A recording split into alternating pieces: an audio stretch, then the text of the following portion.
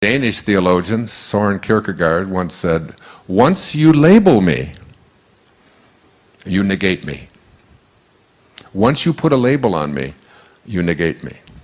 And the Tao is filled with that. God, in reading Rumi this last week, I felt like he and Lao Tzu must have been brothers. And then I find out that he was a friend of Shams of Tabriz. That Rumi and Shams and Saint Francis and Lao Tzu and Jesus and Buddha, they're all telling us the same thing. Someone sent me a book that said Jesus and Lao Tzu. And on the left-hand side of the page was all the sayings of Lao Tzu. And on the right-hand side was all the sayings of Jesus. They were almost identical. And Jesus came along 500 years after Lao Tzu. I'm not saying he was plagiarizing, but what I'm saying is that there are eternal truths. So the soul,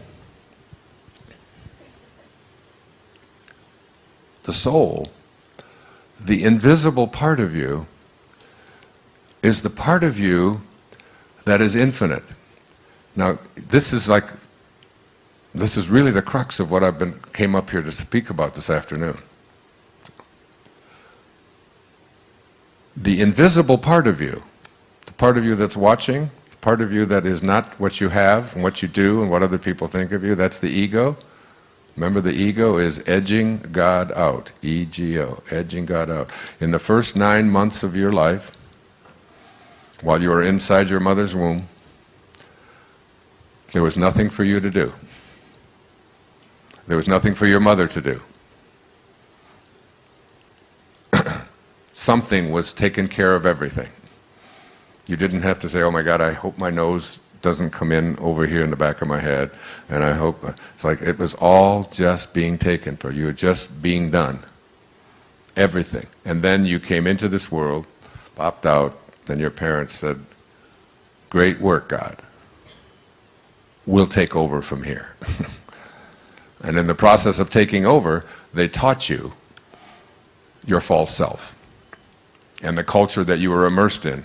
And only a handful of us, wow, I didn't even know I included myself in there, but I guess by now I'm starting to. Only a handful have ever really grasped the message that there are no limitations. That which is infinite has no limitations. So hear this, really hear this. Your soul, the invisible part of you, your excitement, is who you are. It's who you are, not this thing, this dust, who you are.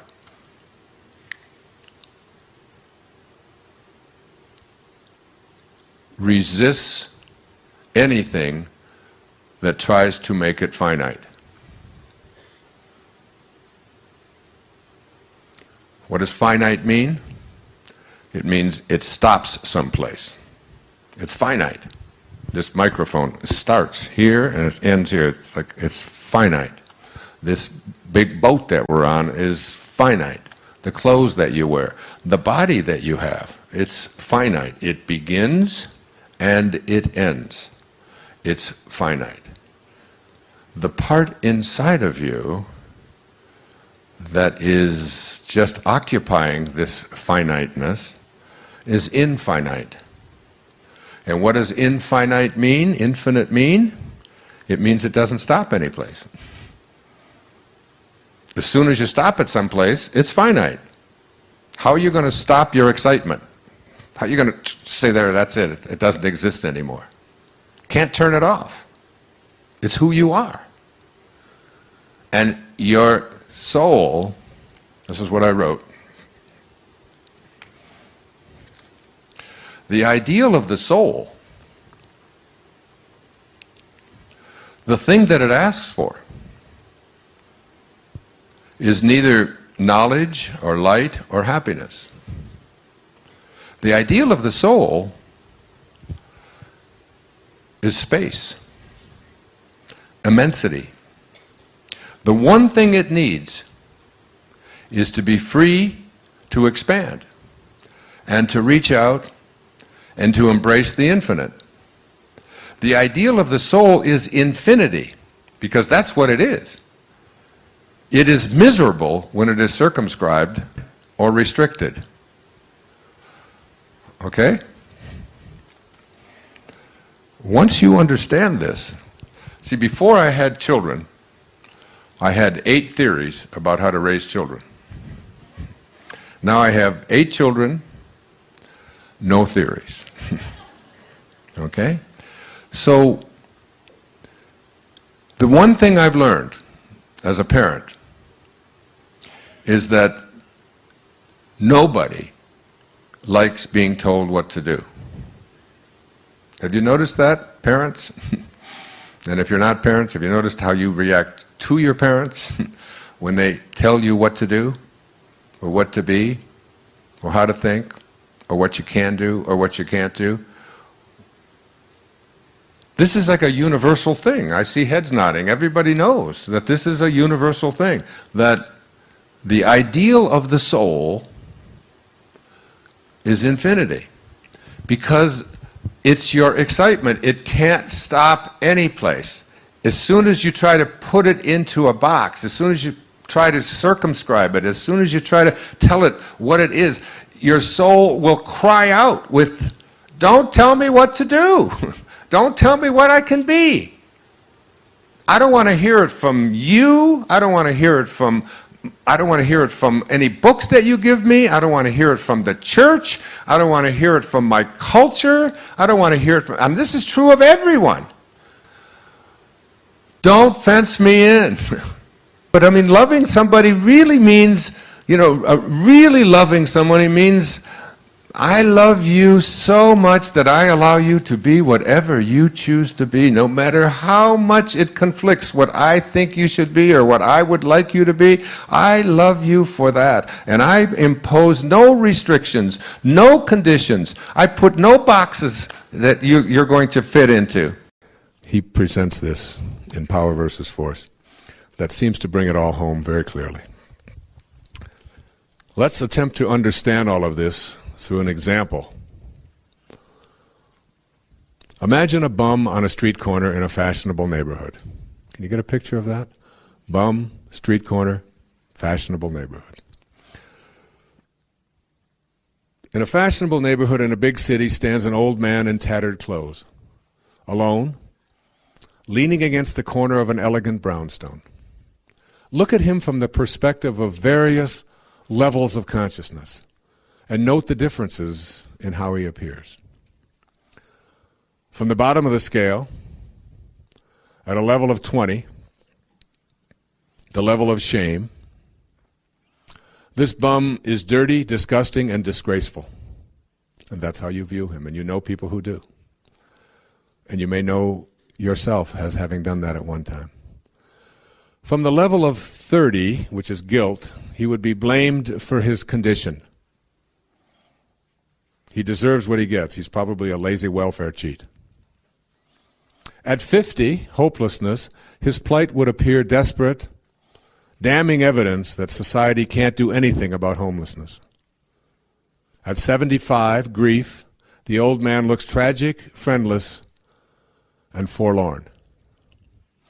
At a consciousness level of 100, fear, we might see him as threatening, a social menace.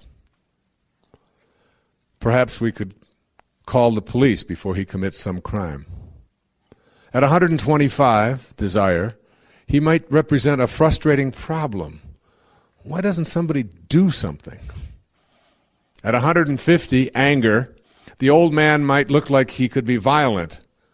Or on the other hand, you might become furious that such conditions exist in the first place. At 175, we're still at levels that still weaken you. Pride. He could be seen as an embarrassment or as lacking the self-respect to better himself. And at 200, courage, now we're at the distinction between truth and falsehood and that which empowers rather than weakens. We're at power rather than force. At 200, we might be motivated to wonder if there's a local homeless shelter. All he needs is a job and a place to live. At 250, neutrality, the bum looks okay. maybe even interesting. Live and let live, we might say. After all, he's not hurting anyone. At 310, willingness, we might decide to go down and see what we can do to cheer this fellow up.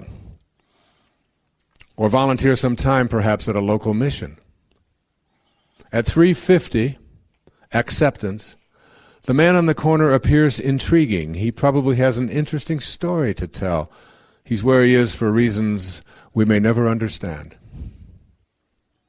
At 400, reason, he's a symptom of the current economic and social malaise, or perhaps a good subject for in-depth psychological study. Now we move to the higher levels. At the higher levels, the old man begins to look not only interesting, but friendly, then lovable. Perhaps we would then be able to see that he was, in fact, one who had transcended social limits and gone free. Maybe a joyful old guy with the wisdom of age in his face and the serenity that comes from indifference to material things. At 600, peace, the highest level any of us will ever attain here. He is revealed as one's own self in a temporary condition. Can you see the difference? Can you see the distinctions between how we look at things, a simple bum standing on a corner, and all of the attendant ways that we have of processing it, some of which will weaken us individually and collectively, and some of which will empower us individually and collectively. There's nothing natural about living a life filled with stress and anxiety, having feelings of despair and depression, and needing pills to tranquilize yourself. Agitated thoughts that produce high blood pressure, a nervous stomach, persistent feelings of discomfort, an inability to relax or sleep, and frequent displays of displeasure and outrage are violating your natural state. Believe it or not, you have the power to create the naturally stress-free and tranquil life you desire. You can utilize this power to attract frustration or joy, anxiety or peace. When you're in harmony with the 7 phases of intention, you can access and pull from the source of all in order to fulfill your intention of being stress-free and tranquil. So if it's natural to have feelings of well-being, why is it that we seem to experience so much unwellness and tension? The answer to this question provides you with the key that leads to the peaceful life you desire. Stress is a desire of the ego. We speak of stress as if it were present in the world as something that attacks us. We say things like, I'm having an anxiety attack, as if anxiety is a combatant. But the stress in your body is rarely the result of external forces or entities attacking you. It's the result of the weakened connecting link to intention caused by your belief that ego is who you are. You are peace and joy, but you've allowed your ego to dominate your life. The following lighthearted way to stop taking yourself so seriously is from a book by Rosamund and Benjamin Zander. He's the conductor of the Boston Philharmonic Orchestra, titled The Art of Possibility. It illustrates in a delightful way how we allow ego to create many of the problems we encounter that we label stress and anxiety. It's called Rule Number 6. I'll share it with you. 2 prime ministers are sitting in a room discussing affairs of state. Suddenly a man bursts in, apoplectic with fury, shouting and stamping and banging his fist on the desk. The resident prime minister admonishes him. Peter, he says, kindly remember Rule Number 6. Whereupon Peter is instantly restored to complete calm, apologizes and withdraws. The politicians return to their conversation only to be interrupted yet again 20 minutes later by an hysterical woman gesticulating wildly, her hair flying. Again, the intruder is greeted with the words, Marie, please remember Rule Number 6. Complete calm descends once more, and she too withdraws with a bow and an apology. When the scene is repeated for a 3rd time, the visiting prime minister addresses his colleague. My dear friend, he says, I've seen many things in my life, but never anything as remarkable as this. Would you be willing to share with me the secret of Rule Number 6? Very simply, replies the resident prime minister. Rule Number 6 is, don't take yourself so damn seriously. Ah, says his visitor, that's a fine rule. After a moment of pondering, he inquires, and what, may I ask, are the other rules? Oh, there aren't any. As you encounter stress, pressure, or anxiety in your life, remember rule number 6. At the moment you realize you're thinking stressful thoughts, by noticing and discontinuing the inner dialogue that causes stress, you may be able to prevent its physical symptoms. What are the inner thoughts that produce stress? I'm more important than those around me. My expectations aren't being met. I shouldn't have to wait. I'm too important. I'm the customer here, and I demand attention. No one else has these pressures. All of these above, along with a potentially endless inventory of rule number 6 thoughts, are from the ego's bag of tricks. You aren't your work, your accomplishments, your possessions, your home, your family, your anything. You're an aspect of the power of intention, dressed in a physical human body, intended to experience and enjoy life on earth. This is the intention that you want to bring to the presence of stress.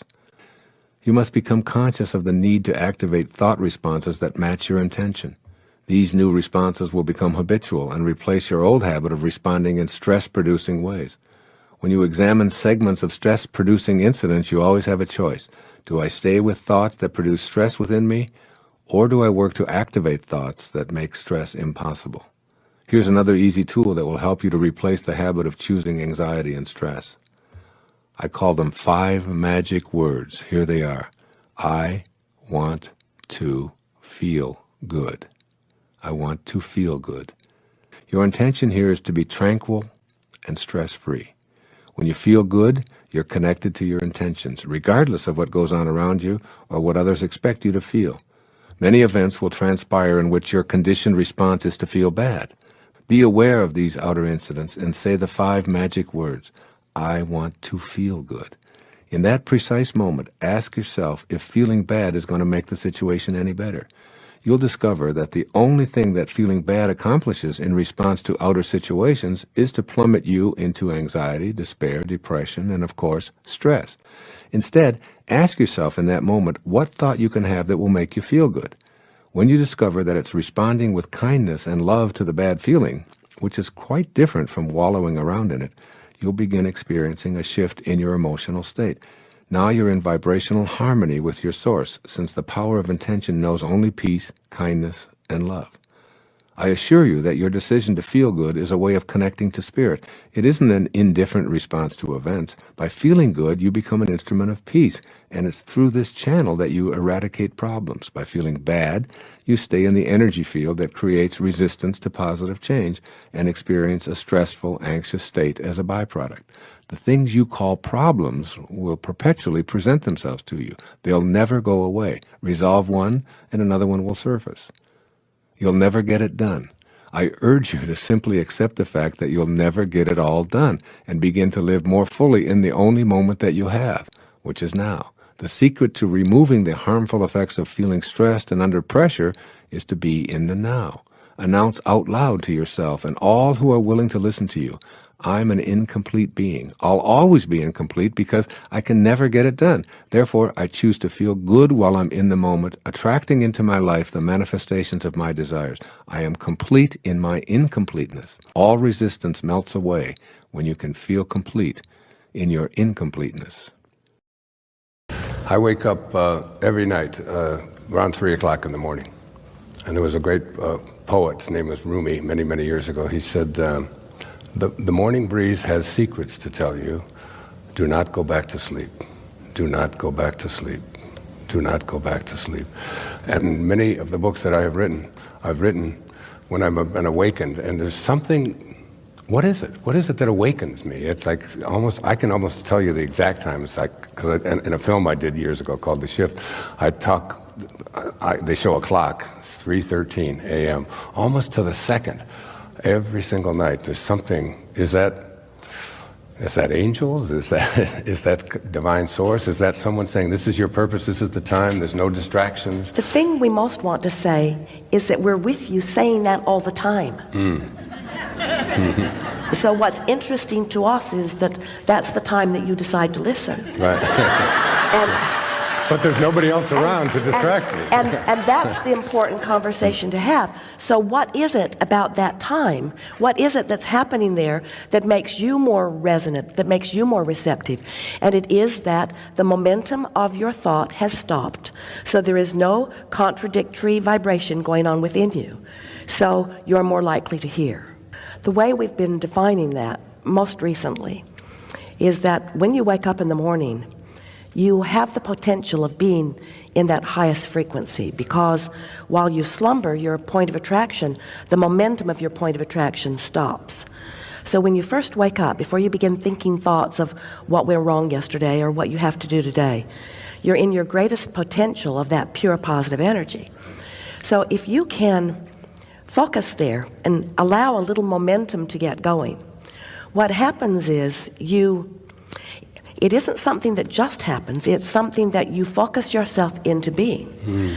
But when you focus yourself into that, you tune in, is the best way of describing it. You tune in to that source energy consciousness who has always been aware of everything you're doing, but there's a big difference when you tune into it and you consciously are aware of it.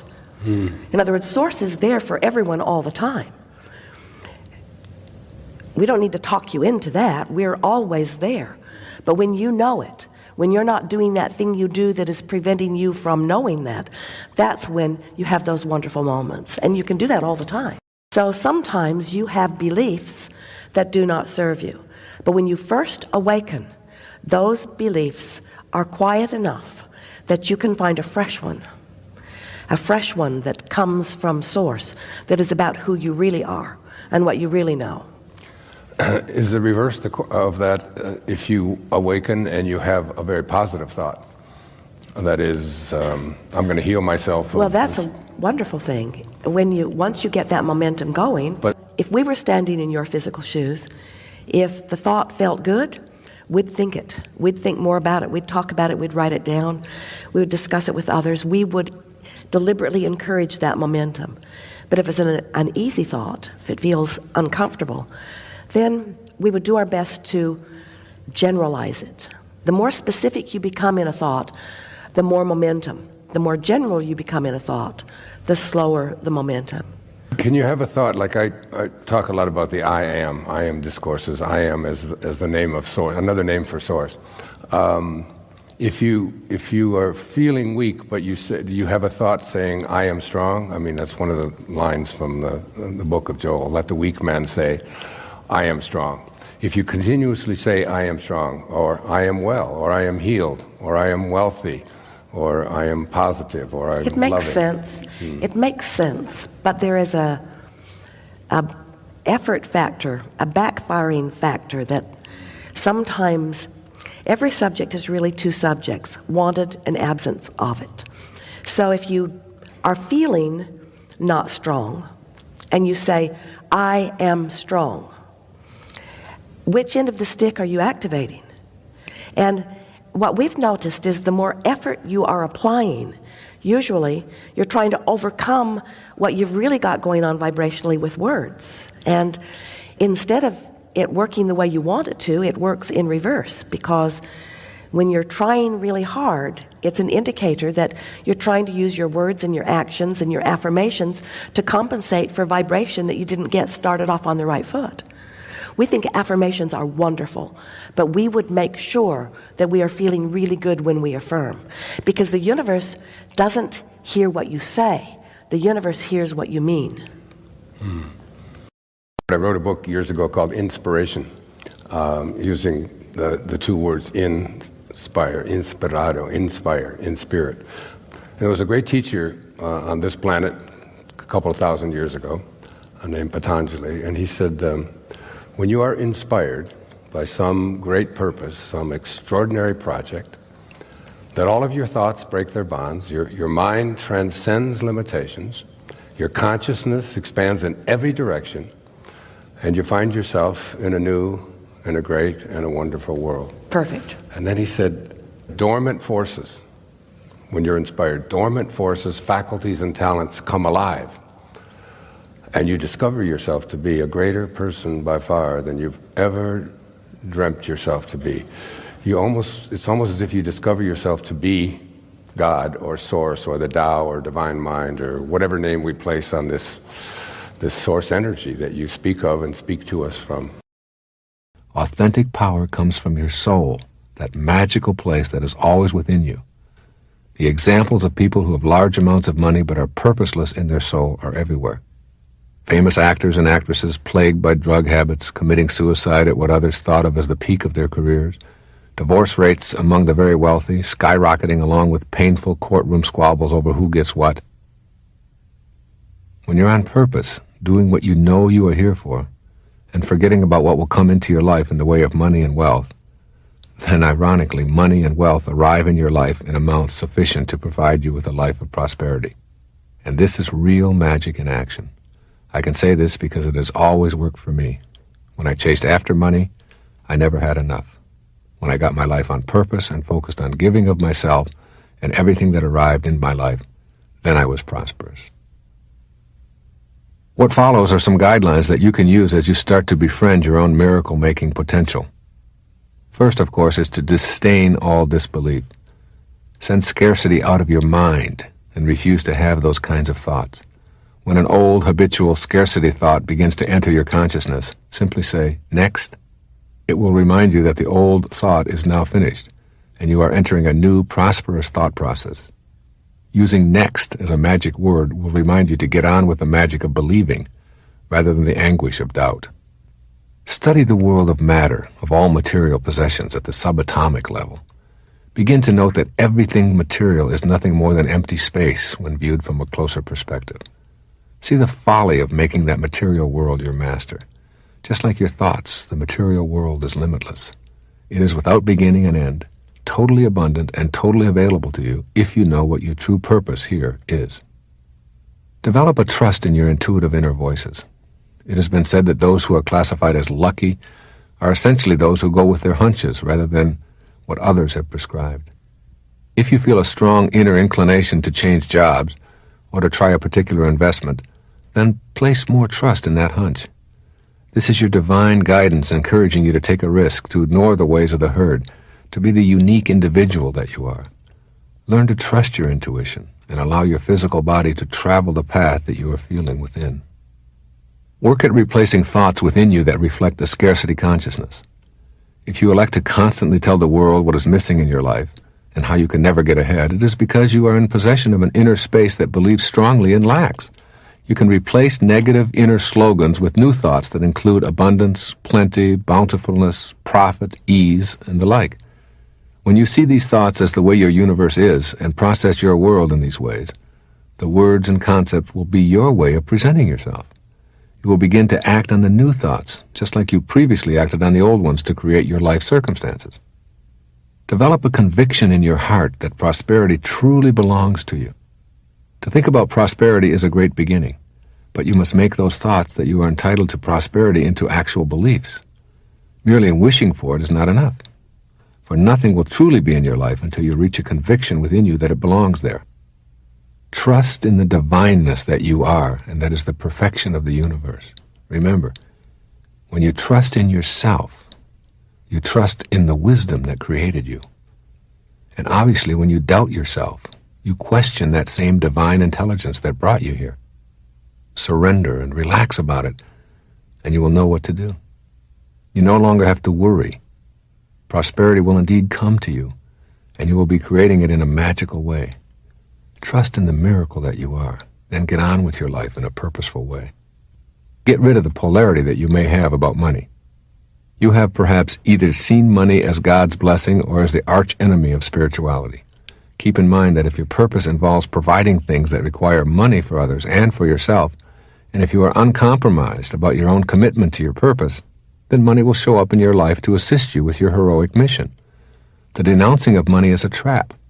Instead, see it as that which is manifesting in your life to assist you with your purpose.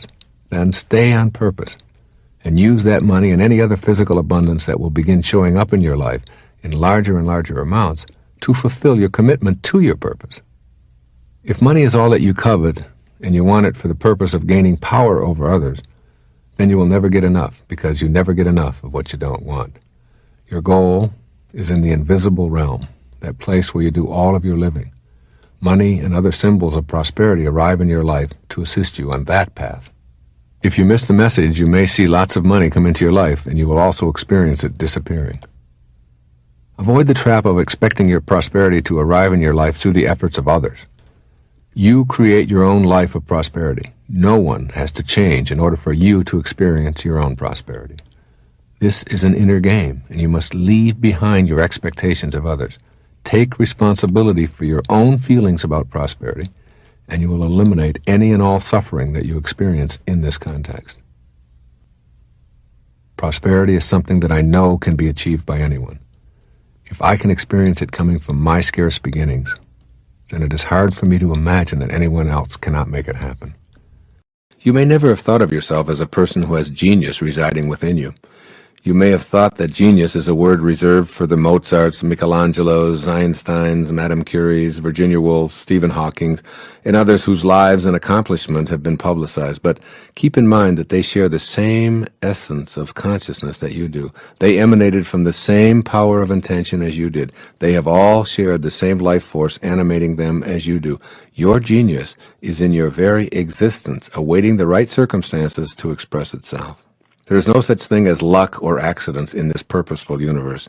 Not only is everything connected to everything else, but no one is excluded from the universal source called intention. And genius, since it's a characteristic of the universal source, must be universal, which means that it's in no way restricted. It's available to every single human being. It certainly can and does show up differently in every single one of us. The qualities of creativity and genius are within you, waiting your decision to match up with that power of intention. Changing your energy level to access the genius within you. Higher energy is the energy of light, which is a way of describing spiritual energy. The 7 phases of intention are the ingredients of this spiritual energy. When you shift your thoughts, emotions, and life activities into these realms and deactivate the lower energies of the ego, the God force within you begins to take over. It's so automatic that it travels faster than your thoughts. This is why your thoughts about how you did it are so bewildering. The higher energy level actually transcends thought, moving into vibrational harmony with the source energy of intention. As you release ego-dominated thoughts, which convince you that you're doing these amazing things and you are responsible for these unbelievable accomplishments, then you begin to tap into the power of intention. This is where the genius that you truly are resides. I'd like you to consider what may seem like a radical idea. Genius can show up in as many ways as there are human beings. Anything in any field that anyone has ever accomplished is shared by you. You're connected to every being that has ever lived or ever will live, and you share the same exact energy of intention that flowed through Archimedes, Leonardo da Vinci, the Virgin Mother, and Jonas Salk. You can access this energy. At the deepest level, all things and all people are composed of vibrations organized into fields that permeate the entire structure of the universe. You share these vibrations, and you are in this field. The starting point is knowing and understanding that this level of creativity and functioning called genius resides within you. Then begin to deconstruct doubts about your role here. Make a commitment to raise your energy levels to vibrate harmoniously with the field of intention, despite attempts by your ego and other egos to dissuade you. Expanding your reality. Pay attention to yourself in ways that allow the expansion of the infinite possibilities that you're potentially capable of. You may decide, as I have, that repairing an automobile and surfing in the ocean aren't what you're going to enjoy doing. You leave these activities to others, and you use your genius to engage in pursuits that please and attract you. Expand your reality to the point where you pursue what you love doing and excel at it. Involve yourself in the high energy levels of trust, optimism, appreciation, reverence, joy, and love. That means love for what you're doing, love for yourself, and love for your genius, which allows you to immerse yourself in any activity and enjoy the process of experiencing it fully. Trusting your insights. The process of appreciating your genius involves trusting those inner flashes of creative insight as being worthy of expression. Never, but never regard any creative thought that you're having as anything other than a worthy potential expression of your inner genius. The only caveat here is that these thoughts must be in vibrational harmony with the 7 phases of intention. Inner thoughts of hatred, anger, fear, despair, and destruction simply don't foster creative insights. The low-energy, ego-dominated thoughts must be replaced and converted to the power of intention. Your creative impulses are real, they're vital, they're worthy, and they crave expression. The fact that you can conceive of them is proof of this. Your thoughts are real. They're pure energy, and they're telling you to pay attention and get that connecting link to the power of intention polished up through living at different levels than you've accepted as normal or ordinary. At these levels, everyone is a genius. Appreciating the genius in others. Every person you interact with should feel the inner glow that comes from being appreciated, particularly for the ways in which they express their creativity. A core theme which strengthens the flow of the power of intention is wanting for others as much as you intend for yourself. Appreciating the genius in others attracts high levels of competent energy to you. By seeing and celebrating the creative genius, you open a channel within yourself for receiving the creative energy from the field of intention. These kinds of events of people walking by and saying, "Is this your strawberry ice cream?" and you say, "Wow, I was just thinking about that. Ooh, what's going on? How did that happen? Where did that come from?" Or you're thinking about your sister and you're just having a conversation with her. You haven't seen her in 5 years, and you go to the phone and she's calling, or endless numbers of these kinds of synchronistic events that almost like you have a collaboration with fate they become more frequent, they become more noticeable, they aren't something that you say, "Oh, how could this happen? Isn't that interesting?" or "It's just chaos," because there's no such thing as chaos, is there? It's only the appearance of chaos. There is nothing in chaos. It's like when you go to, say, let's say you go to New York City, and the best example I can use of chaos is Grand Central Station, okay? Yeah. So everybody is going hither and thither every which way and what, and you think it's chaotic. But each person is going to a specific destination. And not only that, if you were to announce a track change from track 11 to track 10, you'd see a further intensification of the chaos. But in fact, it is an elaboration of the underlying order. So in all this seeming chaos, there's an underlying order. And it's not only that you should go and get flowers wherever you go. The Vedic expression is, when you're in that state, then wherever you go, flowers will bloom. Yeah. You don't have to wait for them. You choose where you want to go, and the flowers will bloom on your path. Yeah, I believe that. I mean, I know that. I do. And I've seen it happen, and I believe you can take this kind of consciousness and make it work, not only for you, but for those around you, or for the world. That the thoughts, the images, the vision, the ability to manifest, to create what you want for yourself. You see, if enough of us in the world believe, for example, in a nuclear holocaust, just taking it to something that affects all of us, and certainly all of our children who are going to inherit this place from it. If enough of us believe that exists, doesn't it? I mean, that's a consciousness. And if enough of us believe it, we will collectively begin to act upon that consciousness, that fear, if you will. Because fear is really, to me there's like fear and love in there. I mean, hate isn't the opposite of love. Fear is the opposite of love. When you eradicate the fear, like if I'm afraid of something happening, an opinion that somebody might have of me, somebody doing something to me that might not, somebody taking my money away from me, somebody, an IRS audit, whatever it may be that is fearful, I'm creating those pheromones that you were talking about, those fearful pheromones. I like that. That could be a rock group. The fearful pheromones. Watch, they'll be on TV tomorrow. You create that. When I have that fearful thought, I find myself, I use a technique that I'm writing about in Real Magic, where I just say, I use the word next. Just like, okay, here's that thought, and I say to myself, next. Like that thought, I don't need that fearful thought, or that fearful thought is going to create the very thing that it is that I'm anticipating. So I just remind myself of next, and the stress inside, the anxiety, whatever, seems to dissipate, and I substitute fear with love, with harmony, with bliss, with ease, with whatever you want to call that. And the minute that I do that, the minute that I just shift that thought, my physiology changes. I am creating molecules with my mind that create love and harmony instead of fear, and the problem is gone. Unconditional love is really nothing more than the absence of fear. The ego is where fears originate, with constant messages that you are incomplete and need more, that you need to win to be better in comparison to others. With its unceasing pressure, the ego keeps you in a constant state of turmoil and anxiety. Here is where all fears are birthed and nurtured within you.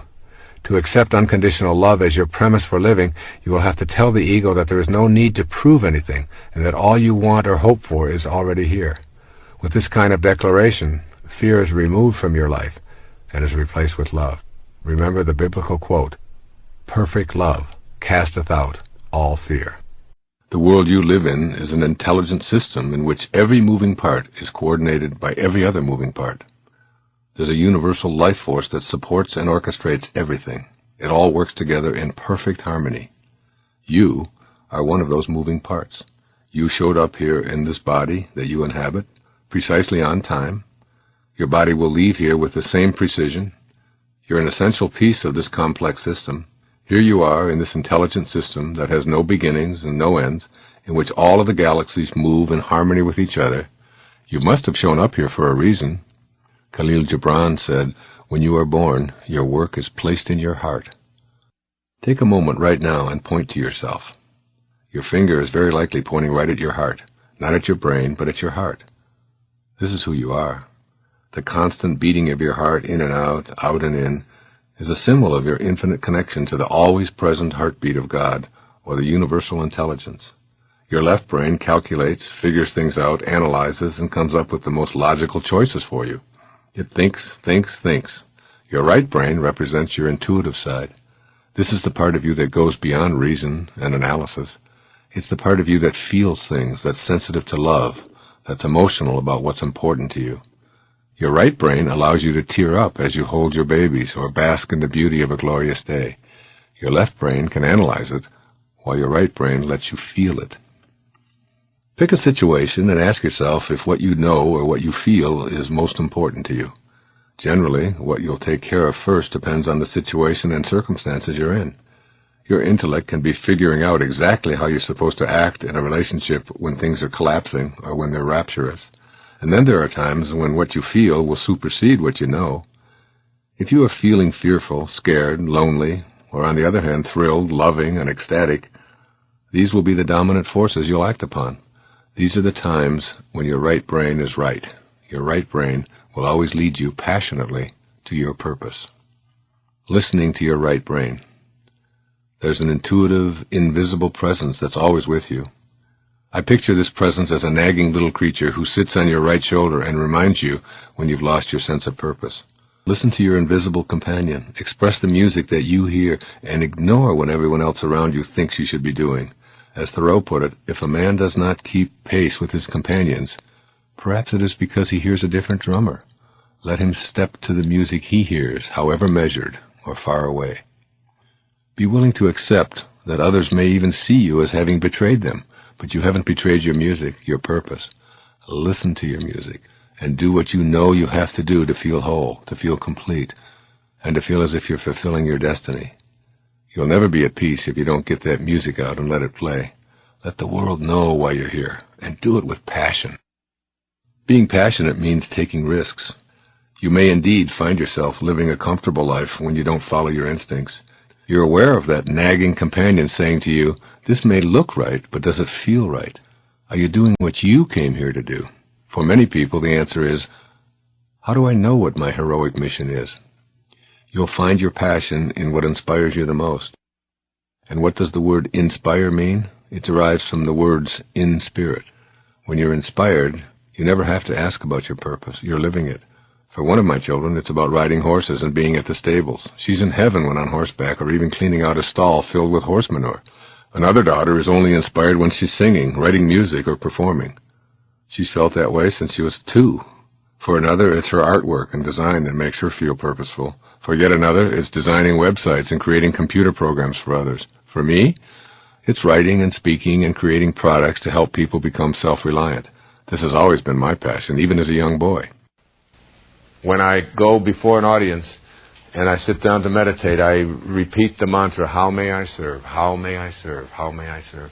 How can I get my ego out of this presentation, out of this program, out of what it is that I am doing, and my needs to have rewards and to have applause and to have people tell me how wonderful I am. How can I get all of that out?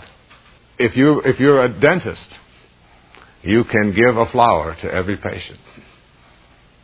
You can call them in the evening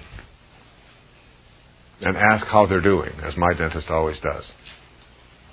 You can make your waiting room a place where people look forward to coming by putting in programs like this for people to listen to while they're being drilled on. It doesn't make any difference. If you're a cab driver, you can make your cab a place of service. You can do a little bit extra. And the irony is when you turn your life over to being a statesman and ultimately to being a spiritual being, this attitude allows this free-flowing, unconditional, loving energy that is the divine universe, that is God, to enter into your life. And it just keeps going. You're just keeping the channels open, folks. That's all you're doing. You're just keeping it open. And you're aware of every little cue that comes along that blocks that channel. The minute that it's there, it's an angry thought, it's a judgmental thought, it's a stressful thought. The minute that it shows up, you replace it with an attitude of service, gratitude, generosity, and it leaves. The part of you that knows, the part of you that is infinite, as the poet suggests, the part of you that is every place, is also in all that you would like to see show up in your life. And if you keep a generous, grateful, serving attitude, you'll never block it. Thank you. Human beings are multidimensional. We don't get that. We think we're just one-dimensional. Maybe two we'll get in. We don't see that there's 18, 20, 50, hundreds of dimensions that are all part of this transitional process called humanity. And that when you get this inside of you, that death is no longer anything to be terrified of. It's just you understand, you know, it isn't a belief, it isn't a faith, it isn't a religious thing. It's an understanding that you can't kill thought. And form never dies. It is always just in transition. And if you just ask yourself the question, am I a body with a soul, or am I a soul with a body? And if you know that you're a soul with a body, if you know that you aren't this body, and that you've been in many bodies already. You've been in this little body, and then in this 12-year-old body, and this 18-year-old body. You've been in all these bodies. When there's no form left to any of them, you take on a whole new approach to this terrifying thing called aging or dying. I had to address the Florida Council on the Aging last week. I was the keynote speaker. And I got up there and I said, and there were all of these people who work with aging people and all of these older people and so on. And I got up and my opening line was, "You've asked me to be the keynote speaker on a subject that I don't believe in. I don't believe in aging. You can't age thought. You can't age spirit. You can't age divinity. You can't age feeling. You can only age form." And I know that's not just me. And that's what this whole thing is about. That's really what we're talking about. Understanding that who you are, because you can't touch, feel, grab, and do all that stuff you can do with that pile of bones and gristle and veins and things like that. And because you can't get a hold of all of that, doesn't mean that it doesn't exist, any more than the wind doesn't exist because you can't get a handful of it. No one has ever seen the wind. You can't see wind. You can't hold wind. You can't smell wind. You can't touch wind. You can only see the results of wind. That's all. You know that wind exists, but nobody's ever seen wind. How can you do that? So it exists independent of whether you can touch it or grab it or not. And as you get into this awakening process, this highest level that frees you from all of the stuff that immobilizes most people, all of the anguish, all the depression, all of the having to get ahead, all of the accumulation anxieties, all the type A behavior and the hurry sickness that we suffer from, that stuff becomes something in the past that is just thought, it's just there. And you'll never ever be knocked around by it again. So thought is an endless energy that goes on and on. And if you know that that's who you are, this ability to think. And for the skeptics, I would suggest to you that what you do is you think about everything that's ever happened to you up until this moment and understand that all of it, up until right now, in this moment that you are alive, is in the realm of thought. You can't touch any of it. You can't have any of it. And yet it's very real for you. You can get very emotional about it. You can have experiences through that thought, but you can't ever have it. You can't ever touch it in the form sense. So that your whole experience of your past up until this very second is all in thought and nothing more, right? And yet it's very real. And then I would say to you that to think about everything that's going to happen to you from this second on, and to understand that that's also nothing more than pure thought. You can't have any of that. You can't touch tomorrow. You can't get a hold of your goals. You can't have those and dissect them and treasure them. You can't take tomorrow's BMW and drive it. That's all just thought. And yet you can also have the experience within your form, within yourself, through thought. So your whole past and your whole future are a thought. So that only leaves you with now. Then what you do is you look at now, and you look at all the things that are important to you, that you want for yourself. And you start with your children and your wife or your husband and your co-workers and your parents and all of these people, and you understand that the only way you can ever experience them in the moment is through thought, through your mind. You can't do it any other way. You can't get behind their eyeballs and be them. That's the limitation of form. So you can only do that through thought. And then you take all of the stuff that you want to accumulate, and you begin to see that that's only thought too. That's only thought. You can't be a diamond. You can't be a new house. You can't even have it. You can't even own it. It is only in your mind that you do something with it, and you can experience it, but you can't have it. Now you get to this place where you understand there are no limits on me, because I can think anything I want. Now you're looking at new rules. New rules. Here are the rules. There are no such thing as cause and effect. Now, we live by cause and effect in form. You do this, and it causes this, and physical form is altered by this and that. But in thought, you don't have to have a cause and effect. In other words, if you're doing something in thought, and you want to change the thought to something else, or if you're right now in Chicago, but you want to be in Afghanistan, you just go there. You can go there, and you don't have to get on a train, and you don't have to fly. You don't have to do any of that. In thought, you don't have to have cause and effect. That place of no limits is how you start looking at everyone and everything in the universe. And you begin to look at all the stuff that we get really hung up with owning, and you start saying to yourself, if it's in my life, it's fine, and if it's not, that's okay too. And you look at your relationships, and you find out that almost everything you fight about, you're fighting about stuff that doesn't even exist, isn't even real for you. What's real is just how you think and what you fill yourself with. And if your thoughts are harmony and ease and serenity and love, and that's all you have to give away, then that's what you start giving away. You can be anything, you can do anything, you can go anywhere. I think of it like an actor on a stage. You sort of see your form going through these motions. Like we produce a series of tapes, all right? So that's one of the motions that it goes through. In order to do that, we got to fly to Chicago. In order to do that, you got to drive through rainstorms. And you just sort of watch your form go through all of these things. But there's another part of you, the real divine part of you, the real you, that sort of just stands back like an actor on a stage and says, these are just emotions that I'm going through, but that isn't really me. I'm much more divine and much greater than all of that. I'm much bigger and grander than all of that. And you start seeing the perfection behind everything that you're doing. And you never worry again about your form wearing out or about dying or any of those things. They become meaningless. And that's who you are. That which never changes. And if you ask any of the spiritual masters who've ever walked among us, any teacher that will come your way, they will teach you that reality is the part of you that is eternal.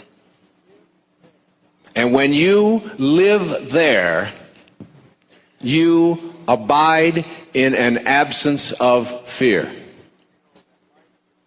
And you begin to know that life itself is a sublime experience.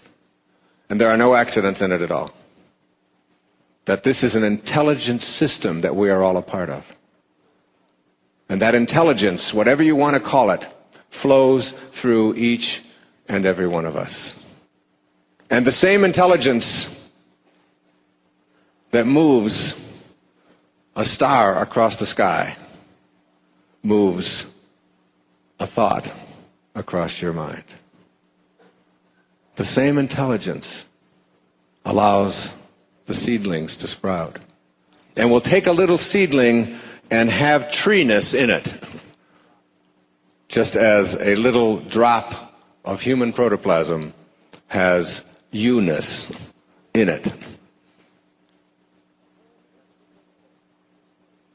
And it has a future pull. And the whole physical domain is handled in that drop of human protoplasm. When you will show up and when you will leave. It's all in there. The thing that makes you a member of something called higher awareness is that you, unlike a tulip bulb, which has its future pull built into the bulb, you get to decide. You get to decide on the pictures. And you get to determine what your life truly is, not what this garage where you park your soul is all about. And to understand this, go to the poets. We were doing a tour, a backpack thing with my wife and two other couples this summer on Haleakala in Maui, this dormant volcano. And you go down in there and you hike for 3 days. It's a wonderful experience. It's like the closest you can get to being on another planet, I think. It's very silent, and the terrain looks like God has just sort of reached down and placed each object in there. It's a very peaceful, beautiful place. And it's all volcanic dust. And when we got one day in, and we all sat down to do a group meditation, I picked up a handful of this volcanic dust, and I said, would you like to... I used to teach this poetry, and I've written a lot of it myself. And I said, would you like to hear what Emily Dickinson had to say about this in a poem that she wrote in 1914 called A Single Hound? And we all sat around and we meditated, and I held this dust in my hand. And I said, listen to Emily Dickinson, and listen to this, and think about you as the noticer and as that which is being noticed. What you've been watching as you send your body back to nowhere. And what part of you is real and what part isn't. She said, this quiet dust was gentlemen and ladies and lads and girls, was laughter and ability and sighing and frocks and curls. This passive place, a summer's nimble mansion where bird and bees fulfilled their oriental circuit, then ceased like these. Think of this room filled with all of these people here tonight. And think 1,000 years into the future. And listen to her words again. This quiet dust was gentlemen and ladies and lads and girls, was laughter and ability and sighing and frocks and curls. You see, if your primary identification is with this thing called your body, then you are destined to a life of fear. If you know that who you are in a state of heightened awareness is not this raw material, it's as if this organizing intelligence we'll call God has taken all of this raw material and organized it into various levels of awareness. Here are some rocks, here are some plants, here are some animals, here are human beings. All made up of the same stuff. It's not the raw material that separates us from all other life. It's something called awareness. And this heightened awareness that we have a capacity, most of us live our lives at the awareness level of survival. The awareness level of daily awareness in this room, where the animals live. Just sort of taking care of their offspring and providing for themselves and planning a little bit for the future and putting a little bit away. And the idea of a higher level of awareness doesn't even enter our consciousness. We're satisfied to survive, except for the fringe dwellers who say, there is a deeper, richer experience of life. I know it. And just because you who are in my life are not on my path, not only are they not on your path, they're not even on an entrance ramp to your path. And they probably won't be. And that's divine too. That's perfect. That's here to teach you to be kind, not to be right. Principle number 1, be independent of the good opinion of others. There are many well-meaning people in our lives who have ideas about what we should or shouldn't be doing. Relatives tend to be specialists in this area. If we let them guide us with advice that isn't congruent with our inner calling, we'll suffer the anguish, the slings and arrows, if you will, of an uninspired life. Each of us can feel what we're being called to be. When we pay attention, we can hear our own impatient voices coaxing us to pay attention and complete the assignments we brought with us from the world of spirit. But when we allow the opinions and dictates of others to determine what we're doing or what we're going to be, we lose sight of our objective to live an inspired life. We need to determine for ourselves exactly how much we've allowed others to decide issues such as what we do, where we live, with whom we live, and even how we're treated. We must know that absolutely no one else truly knows and feels what we're here to accomplish. So we must give ourselves permission to hear our inner guidance and ignore the pressure from others. Principle number 2, be willing to accept the disapproval of others. Logically following the previous principle, this one notes that we're going to incur the disfavor of many people when we follow our inclinations to be in spirit and live the life we came here to live. This isn't a selfish or cynical attitude.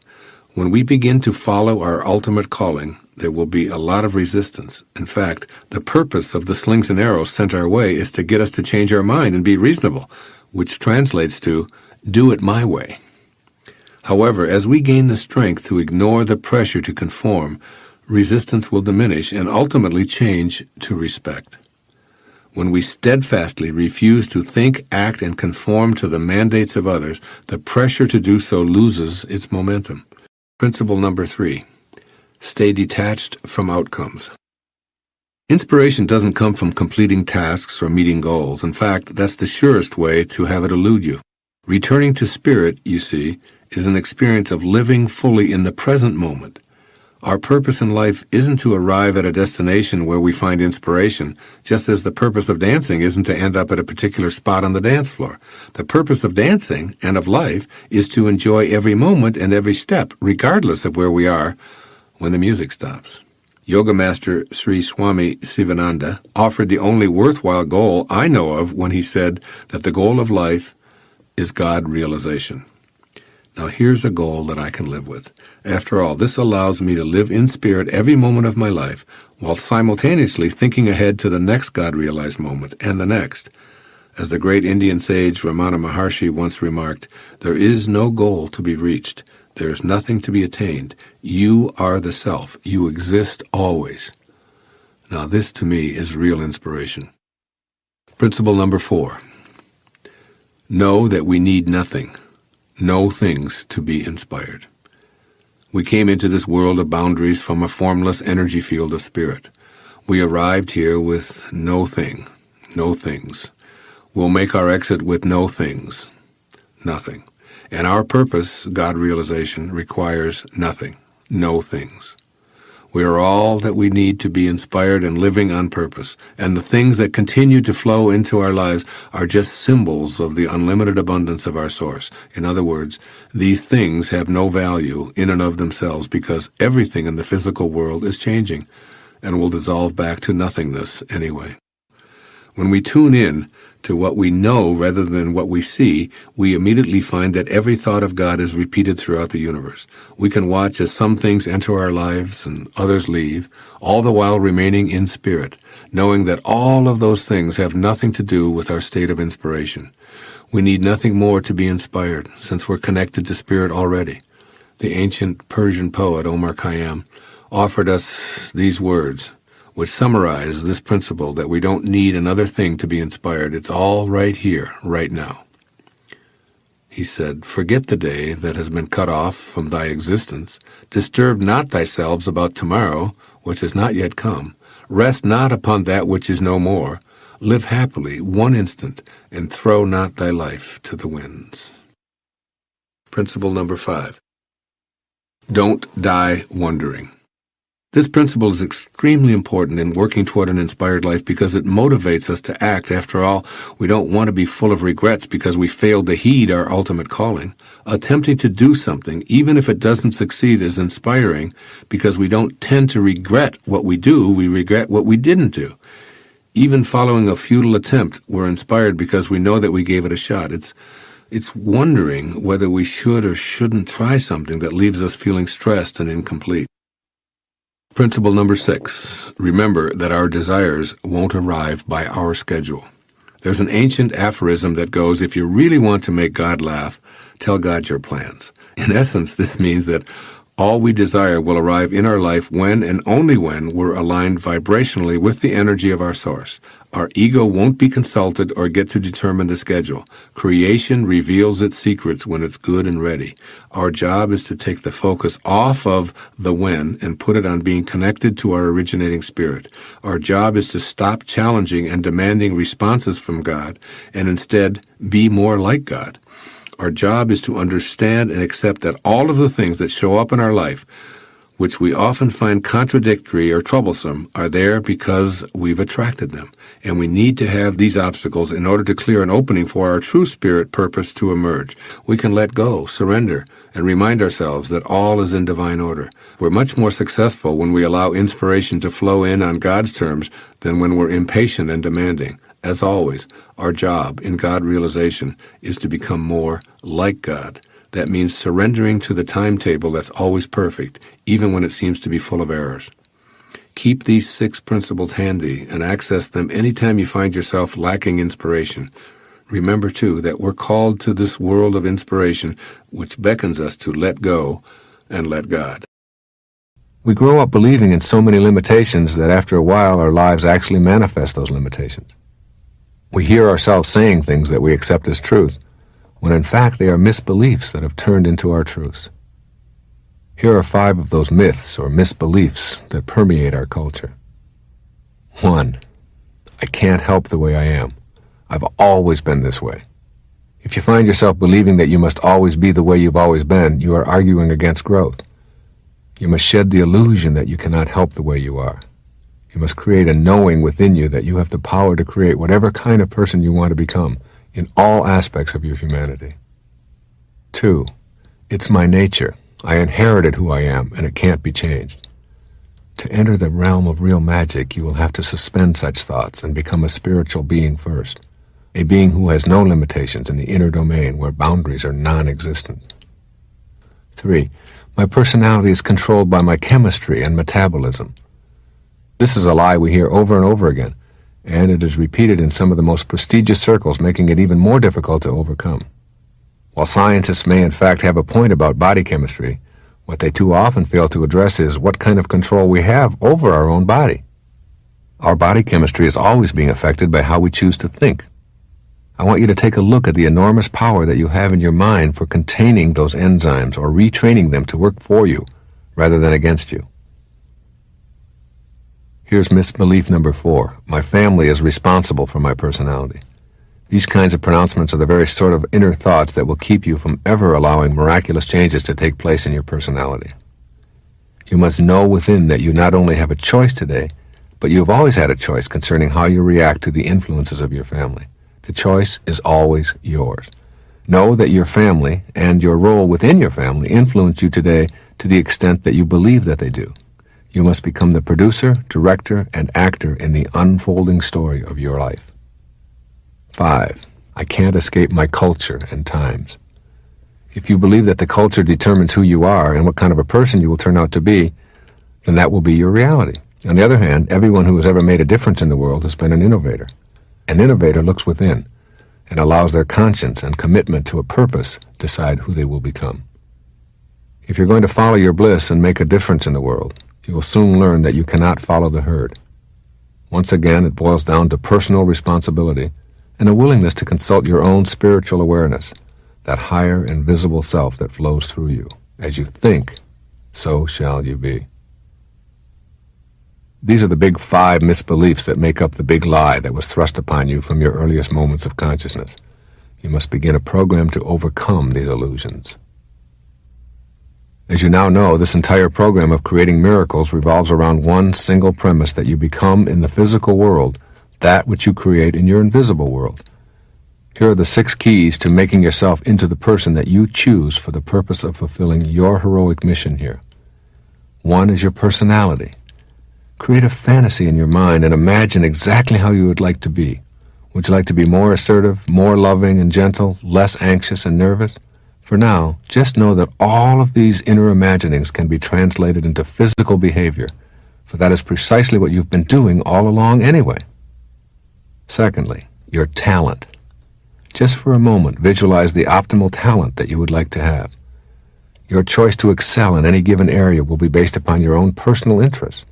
Your talent, like everything else about you, is a function of the invisible force that flows through your body.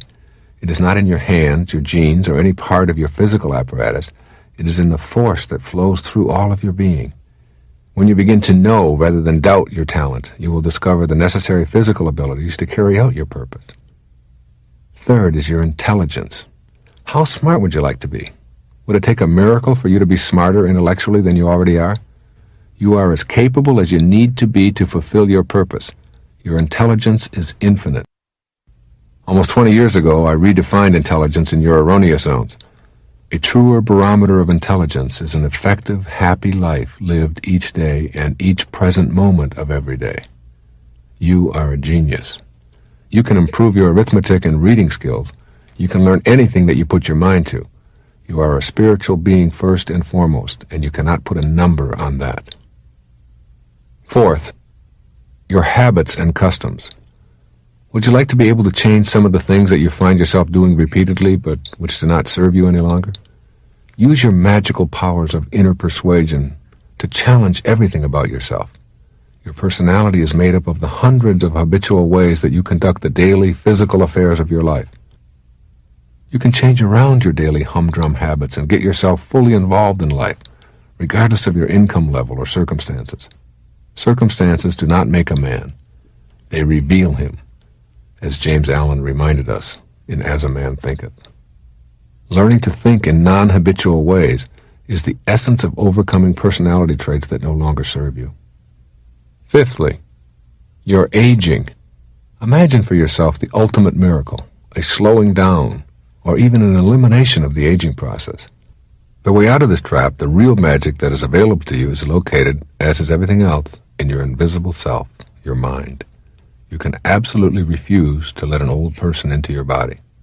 If you can work your mind in a genuinely magical sense, you can strongly affect the aging process of the cells composed of indestructible DNA. It is in your mind where that invisible intelligence works its magic that you must examine your attitudes towards aging. Do you think old thoughts? You can begin to rethink how you feel about having your individual cells deteriorate. And if you use your mind in a new way to develop a new knowing within, perhaps you will be able to affect that process that you have come to think of as inescapable. Your emotional health is another area. Your emotions are physical manifestations of your thoughts. The joy you experience is located in your physical body, and the chemicals that are present when you experience elation can be identified and quantified. You manufacture those chemicals in your own quantum pharmacy that begins with your mind. When you begin to heal the inner you and consult that inner voice constantly, you literally begin to alter your immune system. Emotions show up in your body as physical manifestations of your thoughts. Keep this in mind as we head toward the path of real magic. The sage emulates the natural philanthropy of the Tao, and all of his needs are fulfilled in the process. The ego is a demanding force that's never satisfied. It constantly requires that we seek more money, more power, more acquisitions, more glory, more prestige to provide the fuel that it thinks it must have. But living a Tao-centered life rather than an ego-centered one removes us from the rat race, as it offers inner peace and satisfying fulfillment. This is what I believe the wisdom of this verse of the Tao Te Ching is saying for the 21st century. First, make an attempt to reverse ego's hold on you by practicing the Tao's teaching to serve the needs of others, and all your own needs will be fulfilled.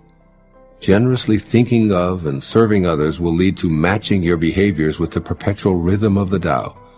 Then its power will flow freely, leading to a fulfilling life. Ego wants the opposite, however, as it tells you to think of yourself first and get yours before someone else beats you to it.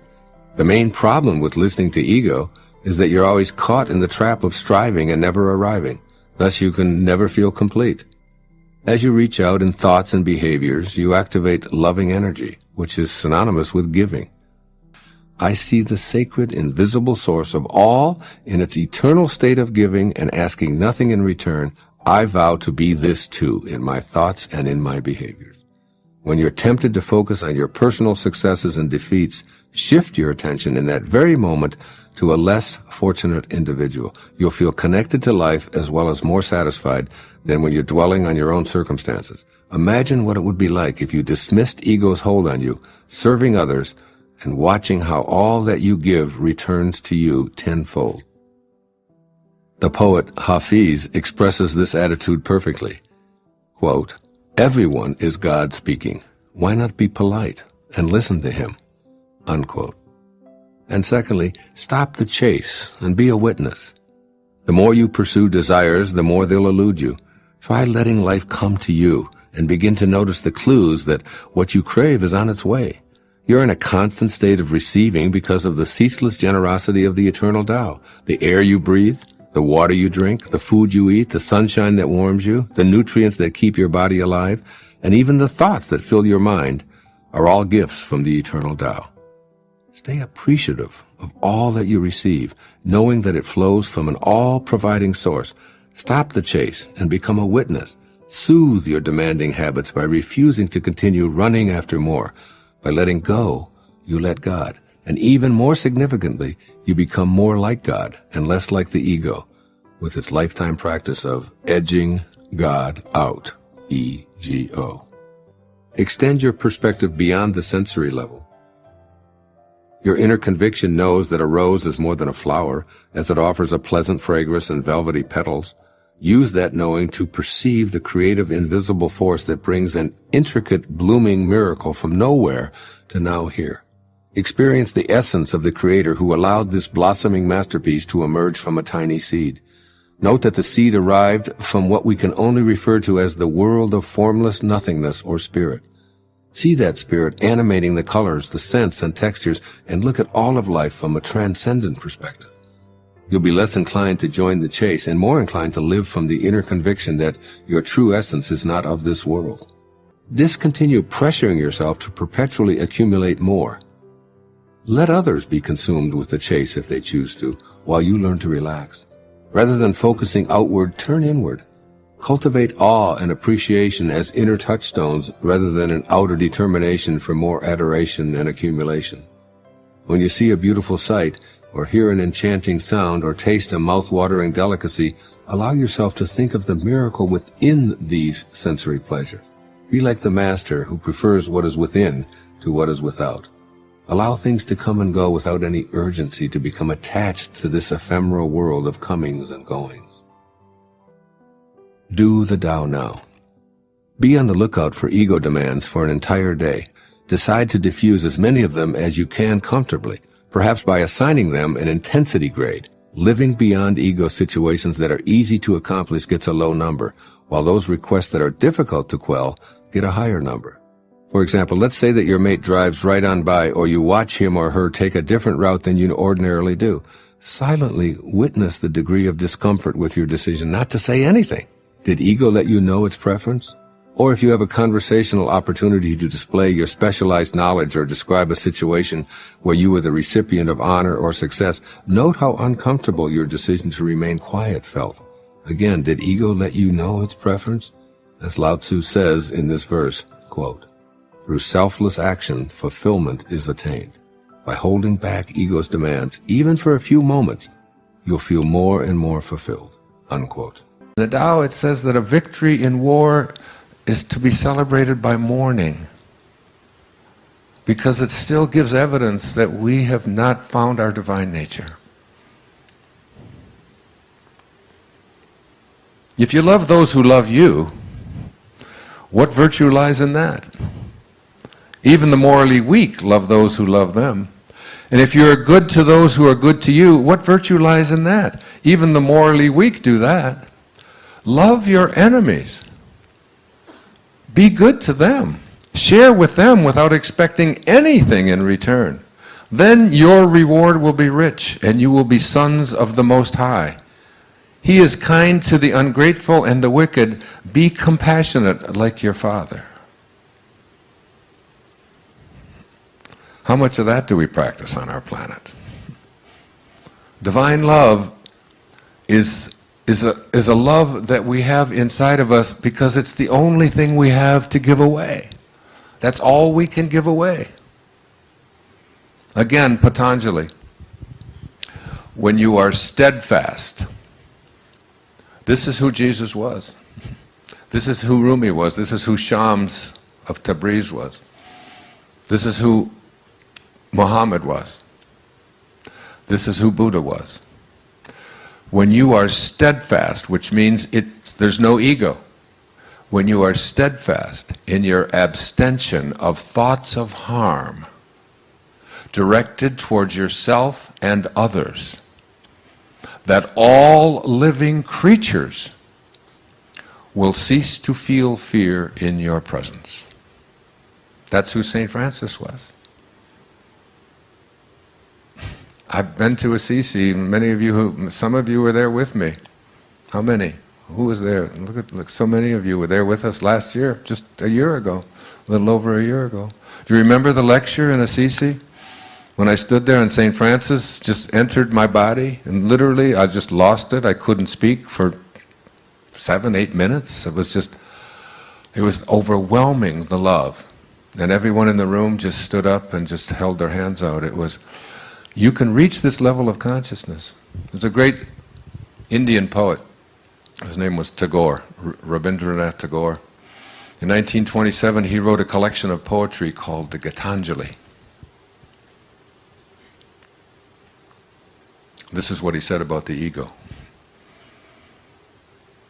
I went out alone on my way to my tryst.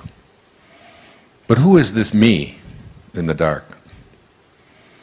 I step aside to avoid his presence, but I escape him not. He makes the dust rise from the earth with his swagger. He adds his loud voice to every word I utter. He is my own little self, my Lord. He knows no shame. But I am ashamed to come to thy door in his company. That's the ego. That's the part of us that we have to transcend. That's where we have to go within and recognize who we truly are. And who we are is divine love. When Jesus was asked, who is God? He said, God is love. And he that dwelleth in love dwelleth in me, and I in him. It's just love. That's all Rumi is about.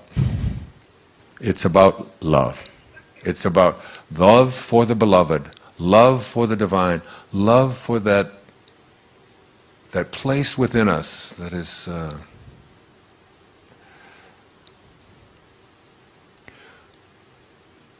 is our excitement. It is our God. It's what God is. Whatever excites you is the part of you that is saying, this is my Dharma, this is what I'm here for. And you know what it's always about? It's always about serving. The miser who loves his gold gets no love from the gold. There's no love in gold. The reason the miser is so exquisitely happy with his gold is because of the outpouring of love that he has for it. That's what he feels. When you feel so good about your Mercedes, or you feel so good about this ship, or you feel so good about your great paintings, as I read to you at the beginning of today, the Chinese versus the Byzantines. When you feel so great about these great accomplishments and all that you have, and all that you own, and all that you've defeated, and all the wins that you've had, it's nothing to do with any of that stuff external to you. It's the outpouring of love that you are giving to it.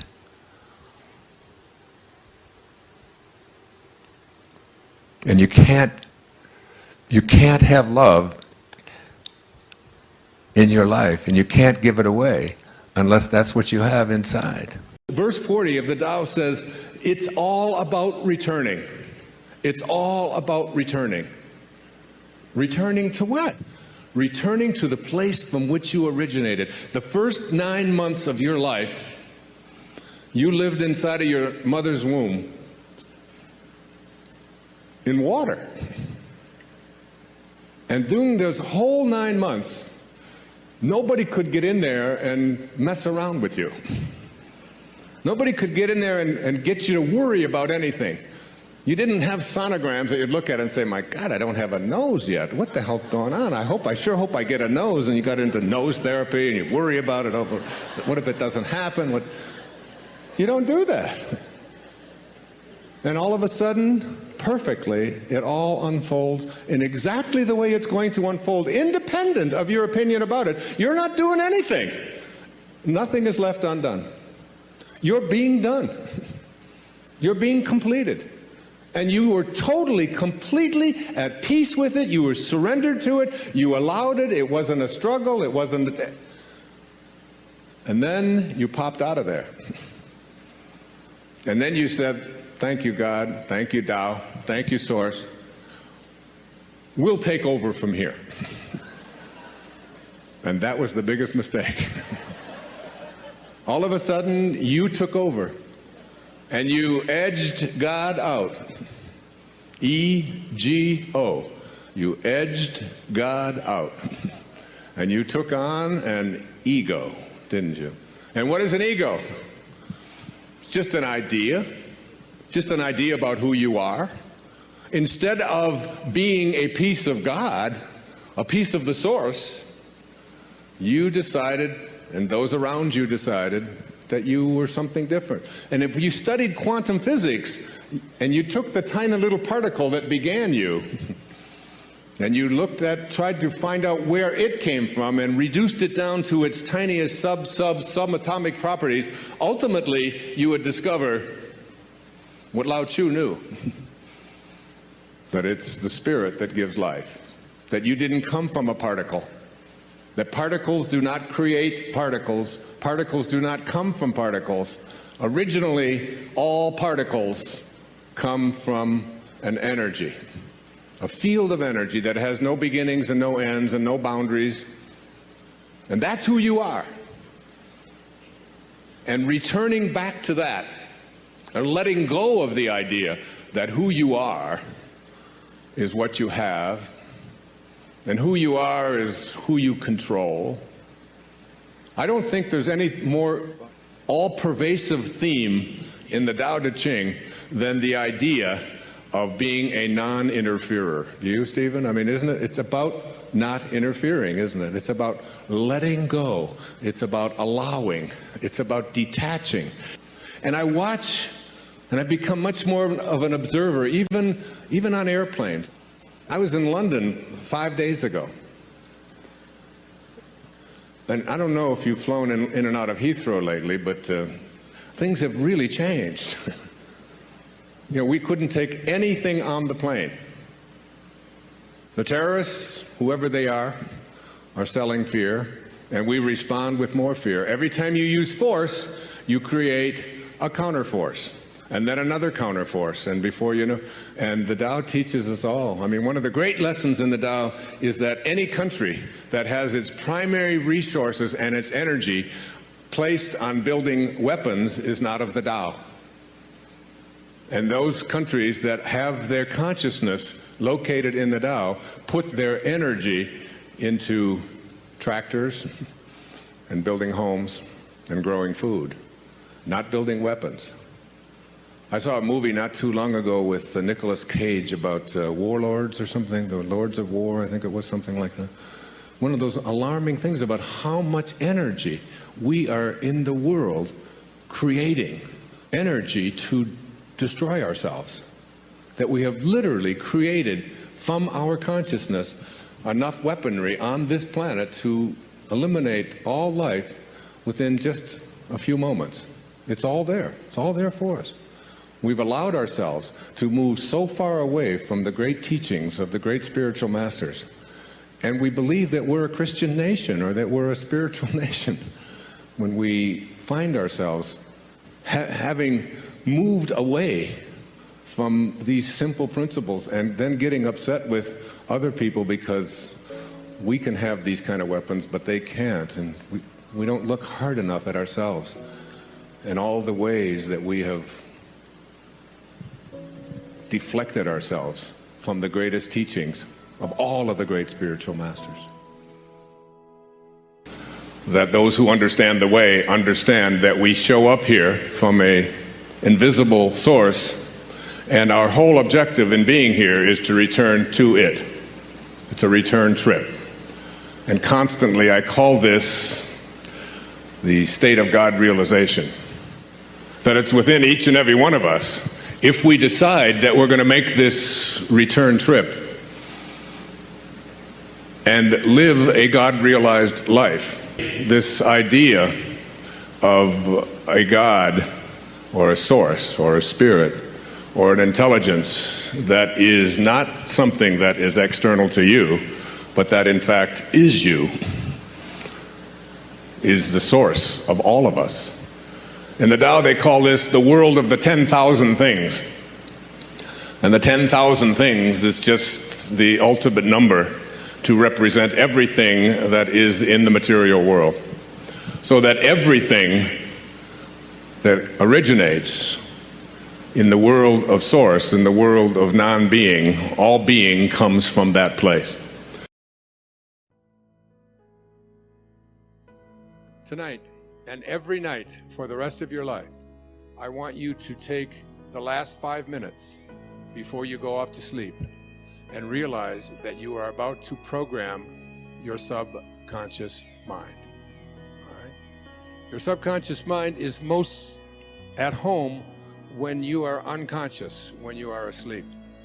If you spend the last 5 minutes of your day, which so many people do, reviewing all of the things that you don't like, and all the things that didn't work out, and how terrible you feel, and who abused you, and who was mean to you, and who said this, and they did this, and you're constantly doing this kind of thing with your mind, then you are programming your subconscious mind that when you awaken, because you're now about to marinate for the next 8 hours in your subconscious mind. And then when you awaken, you will rejoin the universal subconscious mind, the mind of God, from which we all originate. We're all just individualized personal expressions of that one thing that we call the Tao, or God, or divine mind, or soul, or spirit. But the Tao that can be named is not the Tao. So you want to be real careful about how you program your subconscious mind. This is from the book of Job. In a dream, in a vision of the night, when deep sleep falls upon men while slumbering on their beds, then he opens the ears of men and seals their instruction. Job 33, 15 and 16. When you are slumbering on your bed, he opens your ears and seals your instruction. What you place into your subconscious mind as you are about to go into this deep slumber is all dependent upon what you do the last 3 or 4 or 5 minutes before you go off to sleep.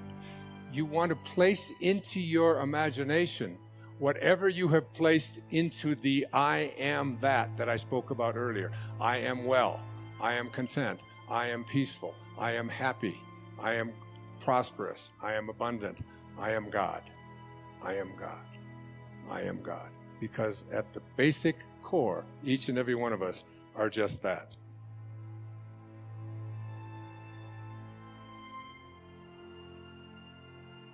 It's like if you just close your eyes and just listen to this meditation. It's from the book 3 Magic Words. Here's what I'd like you to say to yourself at night. I know that I am pure spirit, that I always have been, and that I always will be. There is inside me a place of confidence and quietness and security where all things are known and understood. This is the universal mind.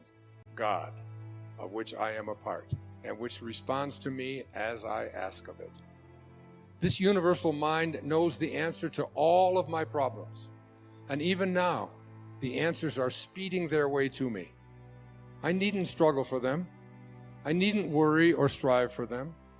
When the time comes, the answers will be there. I give my problems to the great mind of God. I let go of them, confident that the correct answers will return to me when they are needed. Through the great law of attraction, everything in life that I need for my work and fulfillment will come to me. It is not necessary that I strain about this, only believe, for in the strength of my belief, my faith will make it so. I see the hand of divine intelligence all about me, in the flower, the tree, the brook, the meadow. I know that the intelligence that created all these things is in me and around me, and that I can call upon it for my slightest need. I know that my body is a manifestation of pure spirit, and that spirit is perfect. Therefore, my body is perfect also. I enjoy life, for each day brings a constant demonstration of the power and wonder of the universe and myself. I am confident, I am serene, I am sure. No matter what obstacle or undesirable circumstance crosses my path, I refuse to accept it, for it is nothing but illusion. There can be no obstacle or undesirable circumstance to the mind of God, which is in me, around me, and serves me now. This is the great lesson. Know this within you. When Herman Melville was writing Moby Dick, he wasn't writing about a man looking for a whale. He was writing about a man trying to find his higher self.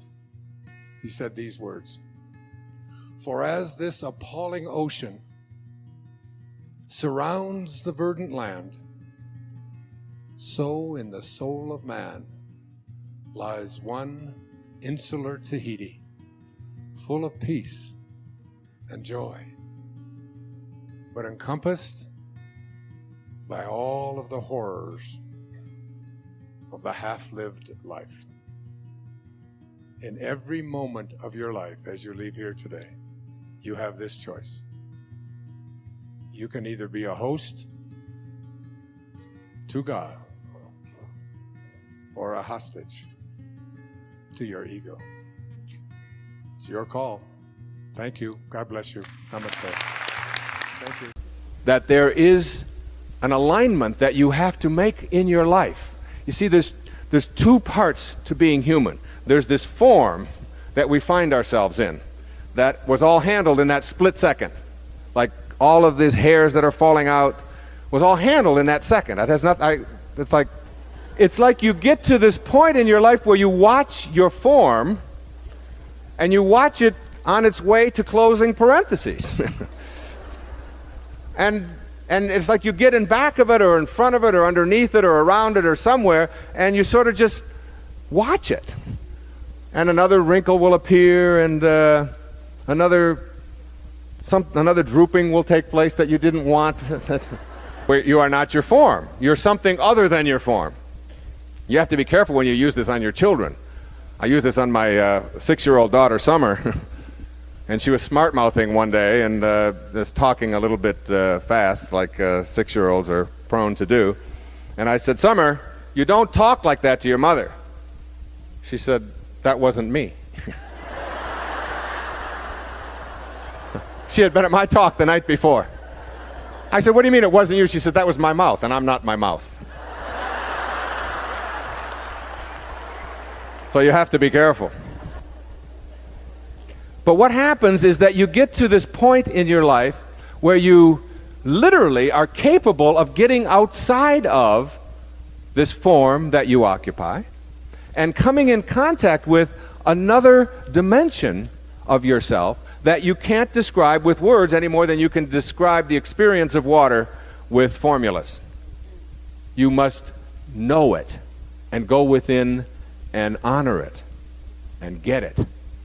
And as you do that, It comes about from this surrendering process, from this knowing and this realignment. See, if you align yourself first with the physical side, and then primarily physical and secondarily the spiritual side, then your physical world is directing, if you will, the spiritual part of your life. The thoughts, the images, the feelings, all of this part of you that is invisible come from the physical side of you. What it takes in order to experience real magic is to realign and to align yourself first spiritually and allow your physiology then to flow from that.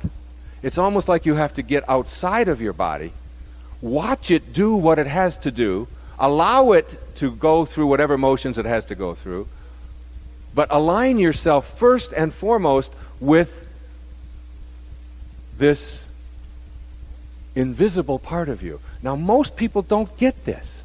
They don't ever get in their life that this invisible part, this thing that you can call thought or consciousness or soul or whatever it is something that is real. Because it doesn't have boundaries and dimensions like the physical world, we sort of put it aside and give it a couple of hours on Sunday morning. And then when that's over, we charge out of the church lot and don't even let our neighbors in very often on our way home. But it really, what it takes is this realignment. It happened for me when my grandmother died in 1983 on April the 15th, when she was admitted to the hospital, and they weighed her in her 95th year, and she knew that she was dying, and they weighed her, and she weighed 133 pounds because it was one of the things that they had to do to fill out all of the forms. And what was interesting, then my grandmother died. And there was this package, this container, if you will. It wasn't my grandmother. It was cold and getting stiff and blue, and my grandmother was this beautiful soul who raised 5 children, and that's who she was. And she certainly wasn't this container. And when they weighed this container for the death certificate, it weighed 133 pounds, and there was such a powerful metaphor in that. That when life passes from your body, as it will, it won't weigh any less as a result. So that whatever it is that constitutes your life is weightless. You can't get a hold of your life and apply the same rules that you apply to the physicalness that houses your body. You can't do that. You have to know that your life is invisible. It weighs nothing, and yet you can never escape it. That you are not a human being having a spiritual experience at all, but that you're a spiritual being having a human experience. And the quality of that human experience is totally and completely and irrevocably tied to how you use that invisible part of your humanity.